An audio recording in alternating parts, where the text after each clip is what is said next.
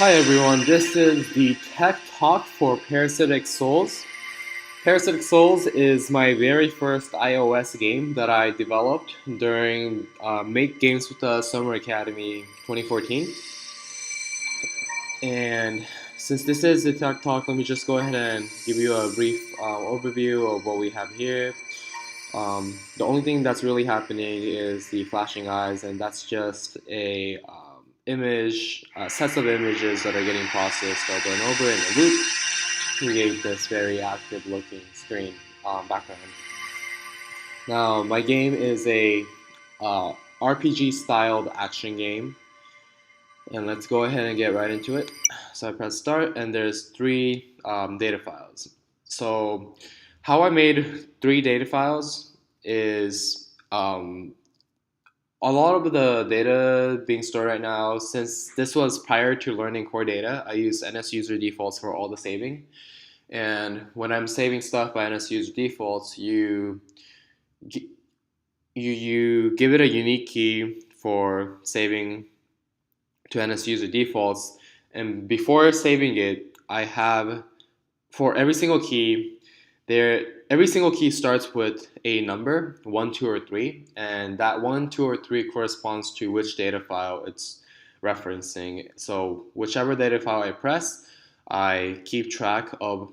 So if I press on this, I keep track that I am currently in my first data file, and then whenever I'm saving stuff to NS user defaults, it saves it to that key, and then before that key, I put a 1 into it, and that becomes the new key, and that way the data files are completely independent from each other.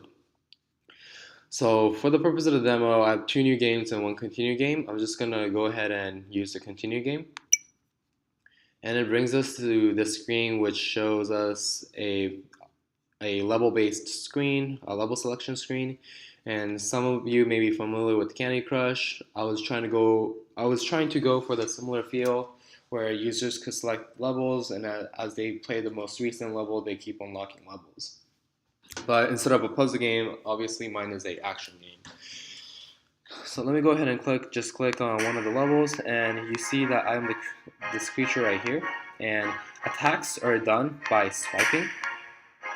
Different swipes, you could set different attacks, and why I chose swiping is because buttons really, there's a limit to how many buttons you could actually have, and if you have like 20 buttons, the screen's going to be really clustered, and that's not really ideal for mobile games with like not too big of a screen size.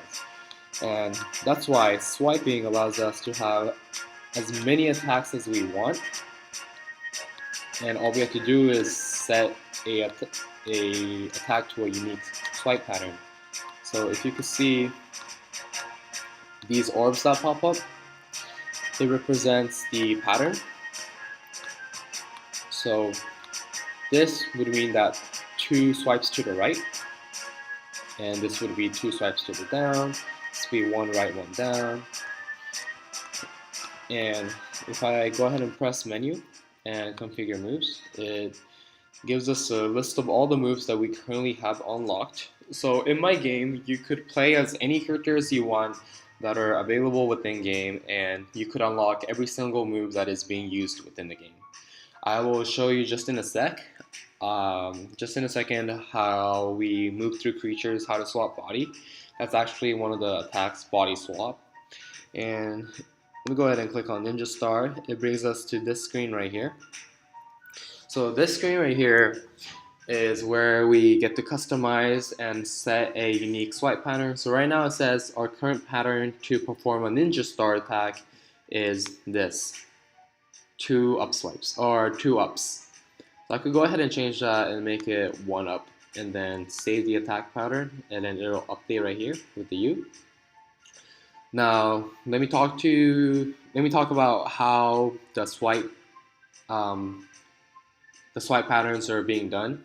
So when the user starts swiping, I used a concept similar to how linked lists and using nodes. So every node has an up, right, bottom, and left, and every time I go to the right or left or bottom, I create a new node and attach it to the current node. And then when the user lets go, I have a I'll be able to traverse through the path by having access to the root node.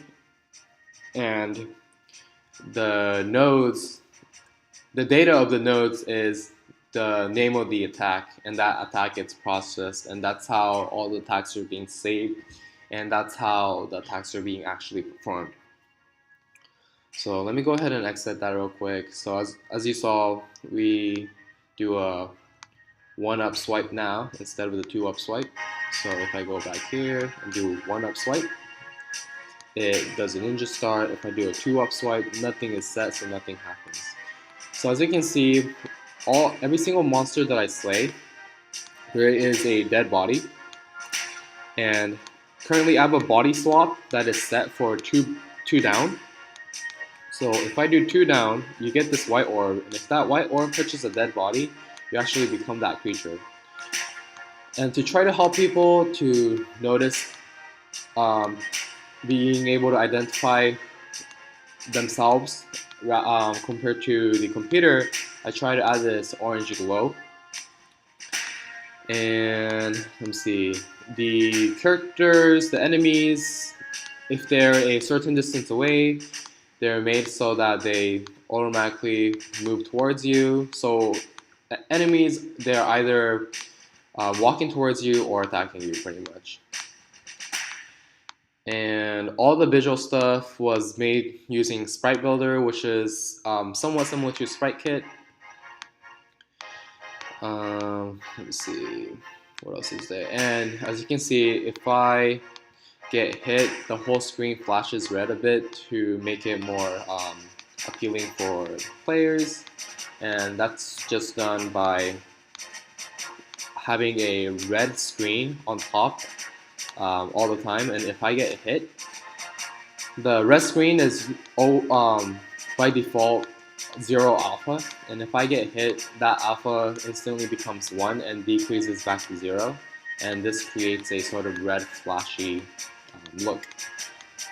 And if you go to the door, it completes the level and brings us back to here. You could keep track of what level they're at by also using NSU's defaults. And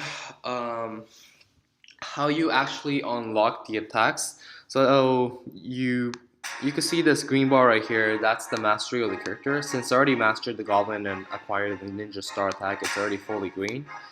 Let me go ahead and try to encounter a monster that I haven't fully unlocked yet. So this golem right here, I haven't fully unlocked.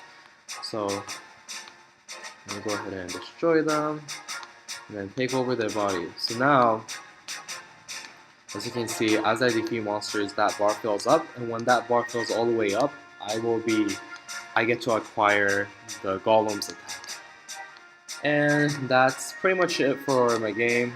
For the bars, it's just stretching an image. And yeah, that's pretty much it. Thank you so much for watching.